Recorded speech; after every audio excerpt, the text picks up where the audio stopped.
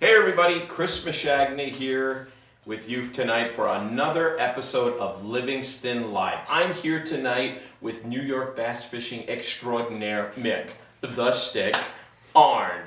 And this program is brought to you by the New York Bass Youth Program. If you haven't checked out our Facebook page, you can find us on New York Bass Youth Program. We're currently running our sixth Connect Scale event. You can still sign up. It runs to this coming Monday. Tonight we have a huge treat. We have the Shimano National Youth Coordinator with us tonight. His name is Frank Hyla. He's going to come on here in just a second. He just got back from ICAST, so we're going to ask him some questions about that. So why don't we bring Frank on? You there, Frank? Can you hear us? Hi guys, how you doing? Pretty Great. Good to see you. Good to see you, Frank. Frank, what was it like being involved with the first virtual ICAST? Well, I guess first we should talk about what ICAST usually is. It's a gathering. It's always been in Florida or Las Vegas, where every company comes to introduce their new products. And if you've been to the biggest consumer show, this is like 20 times bigger. For me personally, I'm a bass guy. So you like to see all the bass tackle, but there's fly stuff, there's all the salt stuff. Everything, electronics are big right now, and trolling motors, so you get to see it all in one place. But as we all know, it's kind of a weird year, and travel was really curtailed, so they did a virtual ICAST this year, which had all of us scrambling. We had to promote and introduce all our products now on videos, using some of our factory guys, some of our real design guys, and some of our pros. And we had our own presentation introducing new products to the world. It's a little different because usually there people get to hold them and wind them and feel them. Obviously that didn't happen, but it was still a pretty successful event for us. Awesome, and you guys actually won an award for some of your tackle at this one. Yeah, every year they present the new product showcase awards. All the companies go, whether you make lures or trolling motors or boats or depth finders, there is a category for your products. So obviously we entered in the best new freshwater reel, and our new spinning reel Vanford won first prize, so we're pretty proud of that. Cool. A lot of our listeners, a lot of the folks who are going to tune into this program are high school fishermen and college fishermen. What would you, what advice would you give them as they progress through their career and maybe are looking to get involved in the fishing or the tackle side of the industry? That's actually what most of my job is. As I travel the country, and I do travel the country talking to high school, college, and now junior grammar school guys, of course there's a bunch of them that would like to be professional anglers, make their living in a boat. It's all their dreams. Heck, it's my dream. I still wish I could do it. But it's like any other professional sport. Only a handful will get to do that, but there are tons of jobs in the industry like mine where you can still be around it. Most of my work is done by the side of a lake. It's pretty cool, and I would say just compete as you can with your high school or college circuits. Get to know as much as you can about the industry. Sponsor and partner relationships are very important. And if you're going to go to college, take applicable courses, in marketing, in design, in sales, because as a professional angler, that's what you really do. Companies are paying you to promote their products and help introduce them to the world. So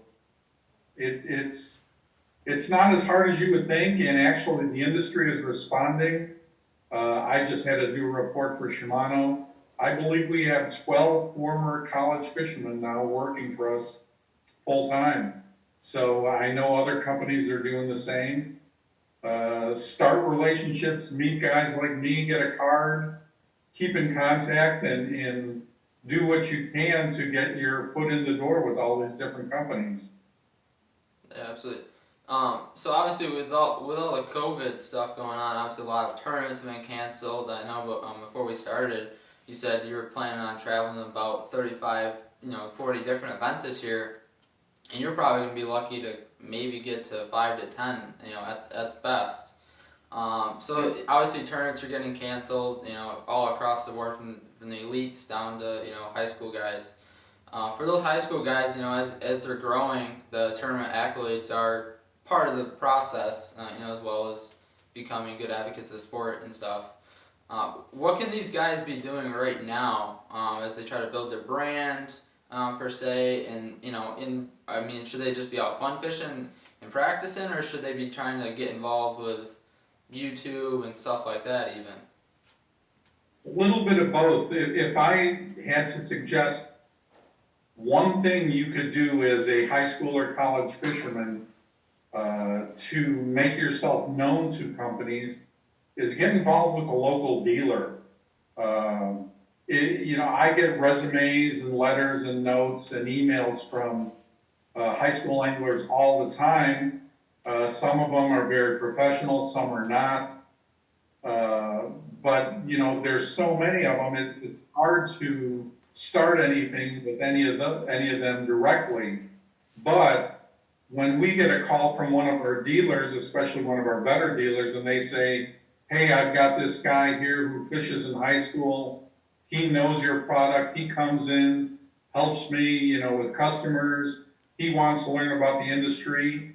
They kind of go right to the front of the line. So the best thing I could do would be to go get involved with a dealer. And then now these days, so much of fishing promotion is social media and YouTube, and any high school angler that's watching knows all the guys that are on there. I'm not saying try to be like them, but maybe try to use your phone or your camera or your GoPro, film some little segments, try to edit them, promote a product, and get those to guys like me who can then see those and hopefully start a relationship with those guys. Yeah, that's great advice. Definitely, I think that's definitely noteworthy for sure. Well, Frank, we know you've been in the industry for a long time. We know that you're a pretty good stick as far as bass fishing goes. We always like to ask anybody who comes on the program a funny story that you have about fishing or something in the industry. People just love a narrative. So you have anything there you want to just share with us?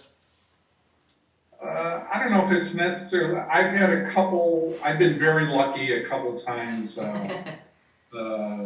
I was lucky enough with a partner we won 2 classic tournaments and won 2 boats in each. It was really cool. And oddly, it was, we won both tournaments by 3 ounces. But probably the biggest story I've had is back when the FLW tour was going on, I entered as a co-angler for a year. The very first tournament on Lake Tahoe in Florida, I was fortunate enough to win and caught a 9.5 pounder on camera. The camera boat that was with us, said, they had to change tapes, so they're like, "Don't cast anymore, just hold on for just a second." So while they were changing tapes, we were eating a quick sandwich, and my boater, who was a guy named Steve Danos from Florida, had found a big load of fish on this hump, and I had about 22 pounds already, and he's like, "You're gonna win for sure." He only had 2 fish. He said, if you can, don't cast over there anymore because I need to catch my limit. So I was I was giddy that I caught that big fish on film. So I said, sure. So for the next 4 hours, I didn't cast over there again. And then when we got back to the ramp, we come to find out that there was a separate prize for the single biggest one-day stringer of the year, won a fully rigged Ranger and $50,000. And the next tournament, Sam Rayburn, somebody beat me by 1 ounce. Oh my. So if I'd have called up 1 ounce, I wouldn't have too. But it's hard to feel bad. I won a lot of money. Got the so, I still feel a little bad for you, Frank. I gotta say. and actually, that's kind of, I probably wouldn't be talking to you today if it wasn't for that fish. Wow. That's pretty cool. It's definitely a story. You're never gonna forget that one. Yeah. Whether it's because you didn't get a boat or because you got a cool job now, one or the other. No, I that would have probably been too greedy to want it all. I'm happy with where I am. Well, awesome. Well, thank you so much for coming on the show, Frank. Frank and Shimano are a huge supporter of the New York Bass Youth Program. I want to give a big shout out to them. Thank them for all their support and their assistance. And again, thanking Frank to come on out tonight. So thank you for tuning in to Livingston Live tonight. Share this with your friends. Here we have the National Youth Coordinator from Shimano on with us, sharing with us about ICAST and what's going on in fishing. So make sure you share that with your friends. And if you haven't signed up for our Connect Scale tournament, you still can do it till this coming Monday. Thank you and take care.